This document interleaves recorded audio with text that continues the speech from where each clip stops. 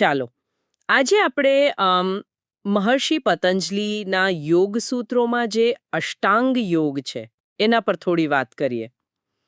આપણી પાસે અષ્ટાંગ યોગ 8 અંગોનો પરિચય પર આધારિત અમુક માહિતી છે, તો એના આધારે ચર્ચા કરીશું.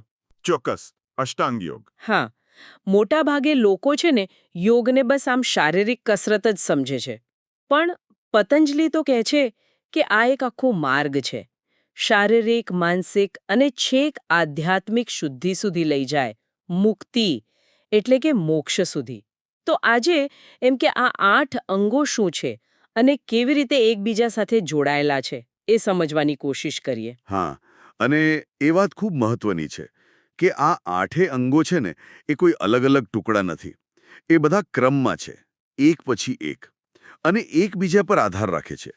જાણે કે શું કહેવાય, એક સંપૂર્ણ જીવન જીવવાની રીત. એટલે પાયાથી શરૂઆત કરવી પડે એ બહુ જરૂરી છે. રીતે પછી બ્રહ્મચર્ય અને અપરિગ્રહ. મને પેલું અપરિગ્રહ હંમેશા બહુ ઇન્ટરેસ્ટિંગ લાગે છે.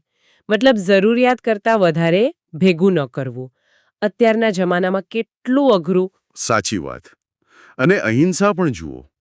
ખાલી કોઈને મારવું નહીં એટલું જ નહીં, પણ મનથી, વાણીથી, કર્મથી કોઈને દુઃખ ન પહોંચાડવું. એ કેટલી ઊંડી વાત છે. તો યમ થયા બાહ્ય આચરણ માટે, અને નિયમ એ વ્યક્તિગત શિસ્ત માટે છે. હા, નિયમ પણ 5 છે. શૌચ એટલે શુદ્ધિ, શરીર અને મન બંનેની. પછી સંતોષ, જે છે એમાં ખુશ રહેવું. તપ એટલે થોડી કષ્ટ સહન કરવાની તાકાત કેળવવી. સ્વાધ્યાય એટલે સેલ્ફ સ્ટડી અને શાસ્ત્રોનું વાંચન. અને છેલ્લે ઈશ્વર પ્રણિધાન. બરાબર. ઈશ્વરને સમર્પણ. તો આ યમ અને નિયમ જે છે ને, એ સાથે મળીને એક મજબૂત નૈતિક અને માનસિક પ્લેટફોર્મ તૈયાર કરે છે. એમ સમજો કે આ પાયો છે. આ શુદ્ધિ વગર યોગની જે આગળની વધુ ઊંડી યાત્રા છે એ કરવી ખરેખર મુશ્કેલ બને. પાયો મજબૂત હોય તો જ મકાન ટકે ને. સાચી વાત. આ નૈતિક અને વ્યક્તિગત શિસ્તનો પારો મજબૂત થઈ જાય પછી પતંજલિ આપણને શરીર અને શ્વાસ તરફ લઈ જાય છે. એટલે કે આસન અને પ્રાણાયામ. હવે આસન વિશે તો મોટા ભાગે એવી જ સમજ છે કે બસ ફ્લેક્સિબિલિટી માટે છે. હા, પણ એ ગૌણ ફાયદો છે. હા, મૂળ ઉદ્દેશ્ય તો આપણા સોર્સ પ્રમાણે ધ્યાનમાં લાંબો સમય સ્થિર અને સુખપૂર્વક બેસી શકાય એ માટે શરીરને તૈયાર કરવાનો હતો. શારીરિક સ્વાસ્થ્ય તો મળે જ, પણ મુખ્ય હતું સ્થિરતા. એક્ઝેક્ટલી. સ્થિરતા. અને પછી આવે પ્રાણાયામ, એટલે શ્વાસ પર નિયંત્રણ. પ્રાણ એટલે આપણી જીવન ઊર્જા. પ્રાણાયામથી આપણે એ ઊર્જાને, આમ કહીએ તો, રેગ્યુલેટ કરવાનું શીખીએ છીએ. અને આ સીધું મન સાથે જોડાયેલું છે. તમે જોજો, શ્વાસ શાંત હોય તો મન પણ શાંત લાગે. તો આસન શરીરને સ્થિર કરે છે, અને પ્રાણાયામ એ સ્થિર શરીરમાં રહેલા મનને શાંત અને ફોકસ્ડ કરવાની ચાવી છે. બંને મળીને મન પર કાબૂ મેળવવાની શરૂઆત કરાવે છે. અહીંથી પછી યાત્રા વધારે અંદરની તરફ જાય છે, નહીં? વધુ સૂક્ષ્મ બને છે. 5મું અંગ છે પ્રત્યાહાર. આનો મતલબ શું થાય? આપણી ઇન્દ્રિયો જે છે, આંખ, કાન, નાક, એ સતત બહાર દોડતી હોય છે. પ્રત્યાહાર એટલે એમને બહારના વિષયોમાંથી પાછી ખેંચવી, અંદરની તરફ વાળવી. હા, જણે કાચબો પોતાના અંગો અંદર ખેંચી લે ને, એના જેવું. બરાબર. પછી પ્રત્યાહાર પછી શું? પ્રત્યાહાર પછી આવે ધારણા. હવે ઇન્દ્રિયો થોડી અંદર વળી છે, મન થોડું શાંત થયું છે, એટલે હવે મનને કોઈ એક જ વસ્તુ પર, ધારો કે તમારા શ્વાસ પર, કે કોઈ મંત્ર પર, કે શરીરના કોઈ એક બિંદુ પર ટકાવી રાખવાનો પ્રયાસ કરવો. એ ધારણા.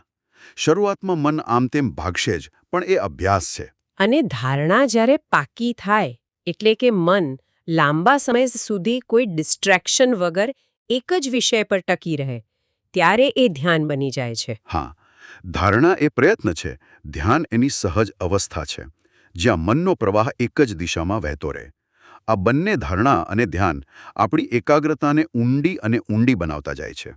એટલે પ્રત્યાહારથી બહારના વિક્ષેપો ઓછા થયા, ધારણાથી મન એક જગ્યાએ સ્થિર થયું અને ધ્યાનમાં એ સ્થિરતા સહજ બની. બરાબર.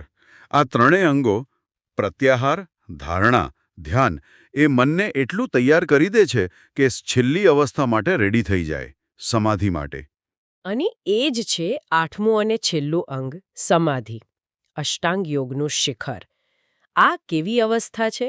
એમ કહે છે કે અહીંયા ધ્યાન કરનાર, ધ્યાન અને જેનું ધ્યાન થાય છે એ વિષય ત્રણેય એક થઈ જાય છે.